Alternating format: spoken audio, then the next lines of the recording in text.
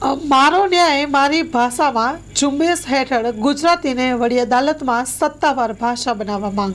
ગુજરાતી ભાષાને હવે આગામી સમયમાં વડી અદાલતમાં અધિકૃત ભાષા તરીકે સ્વીકૃતિ મળે તે માટેની નીતિ ઘડવાના પ્રયાસો હાથ ધરવાનું શરૂ કરવામાં આવ્યું છે. મારો ન્યાય મારી ભાષામાં ના મુદ્દે અમદાવાદના પ્રબુદ્ધ નાગરિકોની હાજરીમાં એક બેઠક યોજવામાં આવી હતી. વિવિધ નિર્ણય લેવામાં આવ્યા હતા. આ અંગે સિનિયર એડવોકેટ અસીમ પંડ્યાએ જણાવ્યું હતું કે ગુજરાત રાજ્ય ઉચ્ચ ન્યાયાલય ભાષા સમિતિ રચના કરાશે.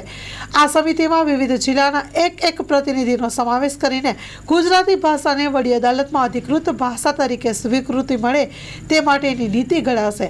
21મી ફેબ્રુઆરી વિશ્વ માતૃભાષા દિવસ નિમિત્તે પછી ગુજરાતના સ્થાપના દિન 1લી મે આ કાર્યક્રમો યોજવાનું આયોજન કરાયું છે.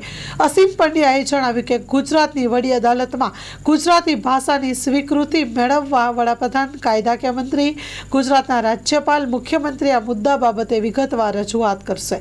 ગુજરાતી સાહિત્ય પરિષદ, ગુજરાત વિદ્યાપીઠ, તાબાની અદાલતના વકીલ મંડળો વગેરે સંસ્થાઓનો આ ઝુંબેશમાં જોડીને સમર્થન આપતા ઠરાવો મેળવાશે.